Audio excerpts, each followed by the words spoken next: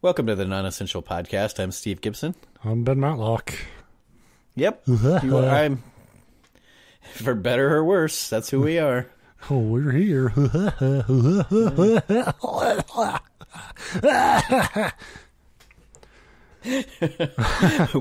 Welcome to the Heavy Smoker Podcast, where we just smoke and hack up alone. Welcome to 2 packs a day. I'm your host, Ben the Bull Matlock. And I'm Steve Menthol Maniac Gibson. This week, doctors try to make me stop again. Fuck them. I don't know if I think it's a federal thing. I don't think it's just a Ohio state thing where they're trying to ban, or maybe it passed where they want to get rid of like menthols and flavored like tobacco and stuff. Which they can kiss my ass. That's my go-to. I know, it makes me want to start smoking specifically flavored and menthol stuff just to be like, fuck you. It's that thing. It's like, well, it makes it too easy for kids to start. It's like, if you're not a smoker, pick up a fucking, like, I don't care if it's a chocolate cherry cigar. It's not good. It would not have been, like, the difficulty of getting cigarettes has never derailed anyone from wanting and getting cigarettes. You know, it's... Yeah, and I don't know too many people that smoke specifically because they could get a flavored cigarette or cigar or whatever, and that would be like, well, now that it's just fucking tobacco flavored, I'm out. I mean, like, most of my friends, we were, like, I was in kind of a different generation where, like, it felt like before people would just be smoking, because I'm always reminded of the first Ninja Turtles movie, and, like, you go to, like, in that movie, you go to the Foot Clan's hideout, and it's, like, all these, like, teens who are trying to get into the Foot Clan, but they're mostly just, like, shoplifting and shit to prove that they're criminals. And, am I bad enough dude yet? Yeah, and they got, like, a fucking arcade in this kind of, like, he's not a ninja, but he's, like, in charge of all the hoodlums. And he's like, anything you want, we got. Anything you want to do. And if you ban the flavored stuff, kids aren't going to quit smoking weed. No, and they shouldn't. It keeps them, right, you should smoke more. It keeps them away from the stuff I like. You know, like, poop tweets. Poop tweets, yeah. It's like, you gotta have. We're gonna not be able to post this for how I'm gonna talk, but but like, you need a drug problem in your teenage population, because if they're not distracted, then they like create chaos in the world. You need to medicate them with pot. I see you finally got old enough that you're turning to the man side now. You're like, let's control the masses. No, the man side wants to, like, remove weed from the equation with no regard for the ramifications. Well, it's that's like, the thing is, kids can't play on my lawn, but you can't get high off my lawn either. Well, and yeah, that's the world we live in, because a lot of our drug problem was specifically and intentionally, like, fueled by the government, who was also like, we need to stop the drug problem. It's like, yeah. I don't want substance abuse problems. I'm just saying, let them be recreational about it, because I don't want to deal with your fucking kid. That's the bigger thing here. Yeah. That's the buck passing that's happening. Like, it's like, oh, we gotta stop drugs. Well, then you need to hang out with your child, because he's unattended and he's a monster. Like, I mean, it's true. I don't really want a pack of sober teens just like hanging out in front of my house. That's terrifying. I've been a sober teen. I was very dangerous. Right. Like, I was always causing problems. I always got in the most trouble, like, you know, when I was stone cold sober and just bored on a Saturday. Like, well, that's the thing. When you're a teen, if you're getting drunk when you're not supposed to or smoking pot, you hide, because you stay out of everybody's way. Yeah. When you're not doing those things, you're like, who can I fuck with? Because I'm a teen, and that's what we do. Like old farts in government, they have this like Clockwork Orange idea of like, teenagers, but it's like most of us want to keep a low profile because we don't want to talk to our parents in that state. You know? Right. Man, some of my fondest memories of like underage like drinking were coming home and not getting home so fucking late that it was actually early, and my parents were like starting to get up and like make coffee, and you had to pretend to be sober. Yeah. And you knew that they could tell, but everybody played the game. You just play along as long. Yeah. I actually, to this day, I don't know how I pulled it off, but I told an earlier episode a story about a rave we went to. I can't remember what episode it was. It was a great story, though. You should listen to our archive.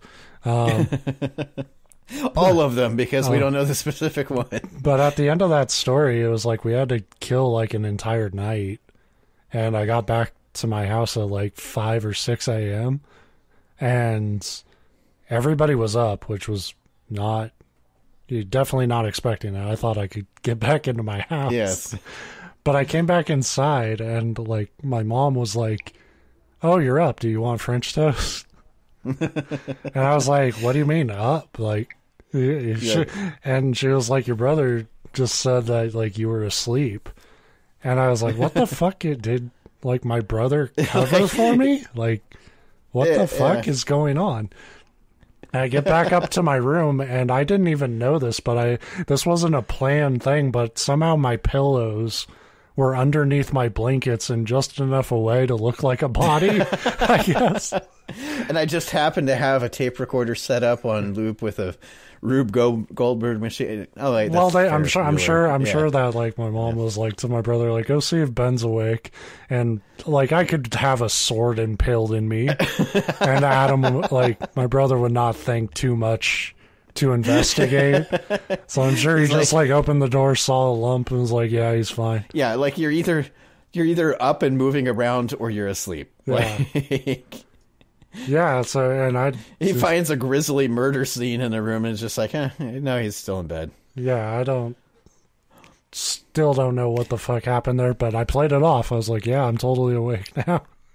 Which sucked because I was exhausted. My day, and I'm definitely not going to spend the next 8 hours in my room not sleeping. Yeah, I had to play it off. That was the shittiest part, was I had to be up for like another like 12 hours. After a fucking all-nighter. Well, the like little cons we get into when we're teenagers. Anywho, welcome to the Non-Essential Podcast, and the gratuitous 9-minute preamble. On the show, we tell each other stories, except for last week, which was the weirdest episode we've done. Yeah, that was a 40-minute preamble with no story. Amble. It was all preamble and no amble. Well, there was a story. There was a lot of like breaking down to like Taco Bell and the ramifications. Yeah. But this week we will tell a story. I have a different creepypasta on hand if we want to reset the turn order. Or if you have something and you want to go, feel free. Do you have like a two-faced quote? I do have something, but I don't care, because if I save it for next week, that's like 3 weeks in a row that I don't have to do shit. No, this would be a one hitter, but I'm ready. Well, to yeah, go but I'm saying, yeah, go ahead and do yours. I'll save mine for next week. Okay, so when I said I have one ready, I mean I grabbed it right before we started. So we'll see what the fuck happens. That's fucking ready. That's what, like, I used to have teachers get mad at me for that. They're like, you did it at the last second. It's like, is it done? Thank you. You didn't. I don't get graded on how much I cared about the assignment. I get graded on the performance. And just because I like to brag, because I was only smart in school, and then I got really fucking stupid, but I know they would get so mad because they'd see that I like basically phone it in, and then they'd go to grade the paperwork, and I was usually at like the top of the class on this stuff. And that's a real thing. Like I could not write a paper. You would get like 3-week deadlines, and I was like, I'm not gonna write it until that Sunday night. Like, yeah, and by high school, it was like if it's due Monday, maybe Monday morning in my first period class while I'm supposed to be taking notes, I'll be writing a paper. Really, when they started having the requirement, you probably always had it because you're younger, but they really kind of screwed me when they started requiring you to type papers because I'm old enough that up until about halfway through high school, like a lot of your papers were still handwritten, which fucking sucked. But you can handwrite a paper like in the cafeteria. Yeah. So there was a lot of that. Totally. Anyway, all right. Creepypasta. So this story is called Ice Cold Revenge. It's by a user, let's see, DemonPastas. Hoping it was going to be R. Van Winkle. And if this story is as creative as his creepypasta name, we're in for a real treat. The cool summer air swept across the beach as I floated on the wooden boat, content with the way my day had gone so far. I was hanging out with my best friend, Ben. Hey. I'm there. Now I'm trying to think of some like My Buddy and Me type jingle for Ben on a boat. My buddy Ben in a boat. The Benny boat. And a bunch of other people too, who were not my best friend Ben. My best friend Ben was the coolest. I added that. In case you couldn't tell. My crush, Hannah, had also joined the party, but she knew that I was in love with her, so she despised me. Is that a thing? It's like, oh, this guy's kind of cool. He loves me. Fuck him. Like that piece of shit. I would give this dude some advice as his best friend. It's like I've had a lot of girls I've had feelings for, and they always know. Girls can tell, but they never like hated me for liking them. Like, no, it was always just an awkward pity, which is a lot worse. I mean, I'd rather, the way that he set that up is more like, it's like, oh, she knows I like her and she hates me for it. Also, I grab her inappropriately every chance I get. It's like, maybe that's what she hates you for there. Ben's friend. Yeah, totally. It was probably because I wasn't exactly the most popular kid in college. Or I assaulted her, as she pointed out. I was pretty much a loser, a kid that not a lot of people liked.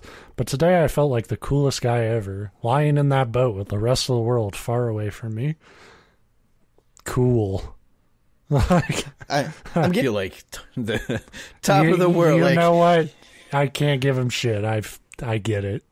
Boats are rad as fuck. Oh, I fucking love boats. I'm on boats. I still feel like a loser when I'm on the boat. I'm just a happy loser. I feel like I don't know. I feel pretty cool when you like get it going and like it's like, wow, I am the Wind Waker, which says a lot about what a fucking nerd I am. But you're gonna tell me Link isn't the coolest guy around? Go fuck yourself.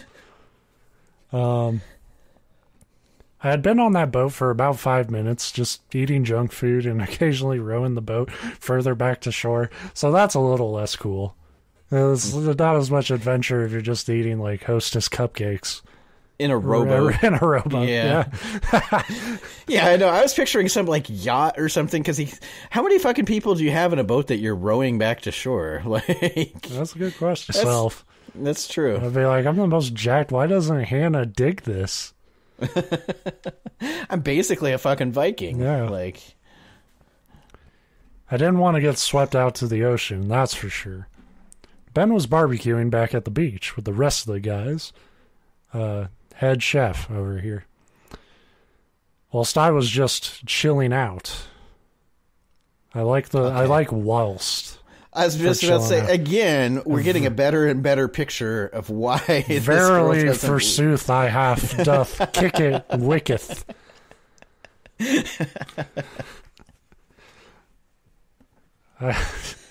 I love verily, forsooth. It's my favorite dumb thing to say. I sat up and looked back at the shore. Ben had stopped grilling the beef and had sat down next to Hannah. I remember saying to myself, keep calm, Connor. Ben's your friend. Besides, he never seemed to be interested in her anyways, right? So, oh man, I you son of a bitch, yep, Ben. I cucked Connor. Sorry, man. And the truth is, you don't like her. You're doing it just to fuck with Connor. To be fair, I would kick my own ass if I hit on the girl I liked and I stopped cooking. It's like, get the fucking burger done before you betray your friend. I thought you were going to say I'd kick my own ass if I went after a girl I knew my best friend liked, but you're like, no, that part's cool. It's the stopping cooking. You don't fucking stop grilling once you start. No, I'm saying you do one or the other, but this is the ultimate betrayal. So, like, you fuck up his burger I can't even, like, eat a burger now because you cooked it all to shit because you thought there was some fucking beach girl in it for you. I was wrong. Oh boy, I was so wrong. I watched as they continued to talk. I couldn't hear what they were saying, but they appeared to be flirting. I like how analytical he is about it. I looked away and tried to ignore them. I attempted to stop myself. Listen, Connor, you need to stop. It's weird, okay? They're just friends. Maybe just one more look. They were doing it on the beach. They were raw. That could dogging. still be a friend. Could still be a friend thing. Friends do that, right? Yeah. I don't relate to this. I have been in like high school situations like this where a friend went after a girl I liked, but I don't have a denial phase. I just immediately go to like, that piece of shit, I'm gonna fucking kill. You're just in the worst frame of mind. You're not like, well, I'm gonna just one more look to be sure that he's betraying me. See, you must have the self-esteem. Like the one time that happened to me where it was a friend, he didn't know I liked the girl, but like I found out that they were dating, and then it wasn't like that son of a bitch. It was like, oh, well, he probably is better for her.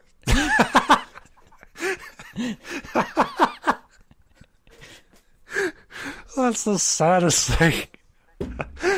It wasn't really that. And wow, I've always wondered like what's the result of like your almost animatronic lack of emotion, and it's like wow, you emotionally destroyed yourself. Yeah, it was that one moment when I found out that they were dating when I was like a fucking freshman. And to protect yourself, you never let yourself feel anything again. No, I've always I think they said it in The Sopranos, which is like anger is just sadness directed outward, and that's been my cup of tea. So yeah. So I'd tell you, the big point here is I would never do this to my boy Connor. This is just fiction, okay? I turned around and I looked back at them. My heart broke as my eyes caught sight of them locked in a kiss, which is like, damn, I'm fast. What a quick worker. Yeah, I mean, again, that's what I mean. You can't be mad at him. He clearly deserves it. Look how good Ben is at this thing, and he's just like, I like her, and she hates me for it. Holding each other lovingly, I couldn't look away. I sighed and shook my head in disbelief. The new couple stopped their kiss, and Ben looked towards me. He waved, but I ignored him and lay back down in the boat. A single tear fell from my eye and hit the bottom of the boat and became solid red ice. Literally, as soon as the tear hit the floor, the tear solidified and became solid red ice, which he just said. I don't know why he wrote it in two separate literally, because yeah. Literally, I shitted and it became solid red shit. It sucks when that happens. I stared absolutely astounded at this. Well, let's just call it a gift. Suddenly, my phone blared out my ringtone jingle, making me jump. I looked at my phone. Incoming call from Ben. Buddy, did you see me kissing her? Dude, I wanted to make sure you saw it. Dude, I totally macked on your woman. Are you crying in the boat? Yeah. Hey, I bet you're crying in the boat, aren't you? Yeah, I bet there was a single tear. I bet you did the single tear thing, didn't you? Hey, anyway, get over here. The burgers are done. Yours turned to red ice? Yeah, I figured. Come have dinner and watch me kiss your girl some more.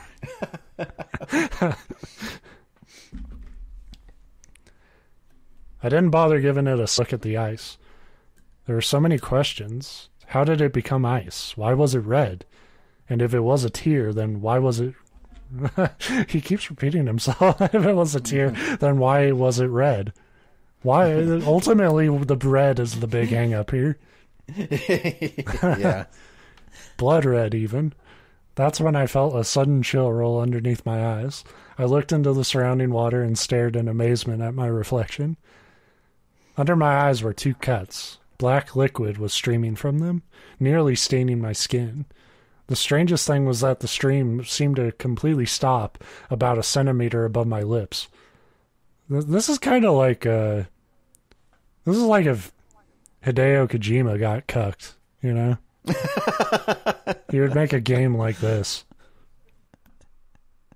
I pushed my fingers into the black substance, but as soon as my fingers made contact with the liquid, it disappeared. The cut suddenly sealed up, leaving small scars. I knelt there, staring into the water, wondering if I had actually seen any of this.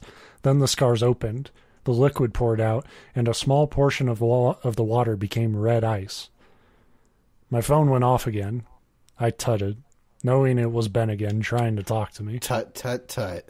Verily, that Ben is... I love the determination of Ben, a.k.a. myself, to be like, motherfucker, answer your phone and give me props. I just kissed a girl, dude. I just figured it out. He's desperately calling. He's like, dude, I left the condoms in the boat. Can you get back here? I need them, quick. Hey, can I get on that boat and kick you off the boat? Because I want to have sex with her on the boat. I hope there's no red ice in there, though, man. That'll kill the mood. Yeah, if you put red... Don't do the red ice thing, you little bitch. Okay? We're just...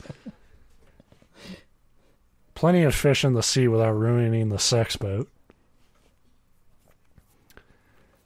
I then began testing out my new powers, which, as far as we've established, these powers are just, like, crying. Bleeding, yeah.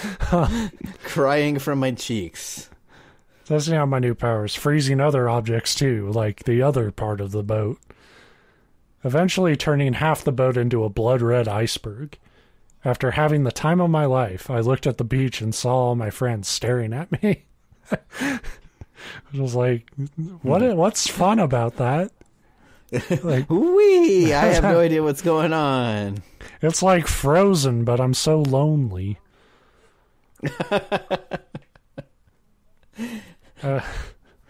Do you want to grill a hot dog? That's when I decided to return to shore and show them my gift. Why did I have to show them? Why? I quickly swam through the water and made my way to land. We're on a fucking boat, you idiot. Not anymore. It's an iceberg. Well, but if everything he does turns to ice, why didn't the water... The whole ocean should have turned to ice and froze him in it. Well, and you can still paddle an iceberg. I found a plot hole. That's it. We're done. Just turn it off then. I hit the plot hole button. Evacuate. I quickly swam through the water and made my way to land. Immediately, I was bombed with questions from all my friends. What happened out there? Why did you swim here? What were you doing? Are you okay? I raised my hand for silence, and they stopped. I then... Silence, peons. I'm a fucking ice man now. I then pointed my finger at a nearby stray pebble, and the cuts opened once again. The pebble was slowly engulfed in red ice, emitting loud, cracking sounds as the ice formed, whilst they all stared in silence. Eventually, I spoke. It's freaking awesome, right? He, like, hushed them like a god, and then he's like, it's fucking dope, ain't it? It's freaking awesome, right? Turns out cryokinesis is real. I'm like some kind of superhero. They all remained silent with their jaws hanging open and their eyes wide. Ben then approached me with a rather serious look on his face. He put his hand on my shoulder and spoke in a concerned tone. Connor, I fucked your girl. No, he didn't. Whatever this is, I totally hit that. Just needed you to know, man. I love you, buddy. I was thinking about you the whole time I was doing it. Wait, strike that last part. I could only think of you crying to get off. It was the only way it worked for me. Connor, whatever this is, isn't good. This isn't natural.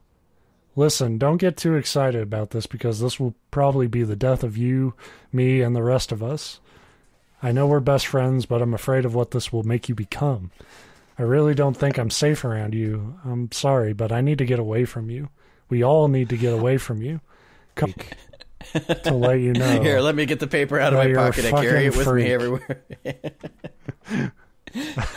We first met in the summer of 72. I remember that day, but now I am concerned. I do have an assortment of to whom it may concern parchments in my coat pocket anytime I need to abandon a friend in need. Once again, my heart shattered like glass, or ice, if you will. This was my best friend calling me an outcast after he had stolen my crush from me. Stolen! That's why I did what I did next. As they were about to turn and run, I screamed, "You're not going anywhere. You're going to stay right here, all of you. She's mine. Hannah's all mine. You hear me? Mine, mine, mine." After silencing them all, I can't imagine why she didn't want to fuck you, dude. I was going to say, it sounds like I hit the fucking nail on the head there at the very beginning. Yeah, I mean, it's always, proven true in these, I looked at them. I could barely see them through the ice. They all stood motionless, looking like terrified statues. Of course, I couldn't leave any evidence behind, so I broke them all, that's still evidence, and dumped the evidence into the ocean. I couldn't let it, because tides don't exist. I couldn't let anyone know what happened. I once you're shattered into a bunch of pieces, then it scatters to the ocean. Okay, but is it like Sub-Zero and Mortal Kombat shattering, where it's body parts? Or are you, poofing into tiny powdered ice? He's not a martial artist. It just says he, No, but given his, nerdy, hobbies, apparently, I bet you what he did is he didn't shatter them. He ice sculpted them to look like different people, so that would completely throw the authorities off. It's not murder if they're different. We're looking for Connor, but this is clearly a swan. I like to imagine he thought he could just, break off pieces, but it's actually very hard. It's actually harder to break off a body part encased in ice than it would be to break off a body part. And I don't think Connor could do either. He's scrawny little nerd. Yeah. So you see him, and he winds up, he's like, "I'm sorry, man, but I have to do this." So you go, "Hi-ya," and he punches it and just, shatters his... Just break his fucking hand, yeah. Except for he can't even punch hard enough to break his hand. It's just this, it sounds like a fish slapping against the rock. It's just like... I couldn't let anyone know what happens. Men and women who seek to destroy everything. Even the people who kill the villains should be considered villains, for they took lives that I planned to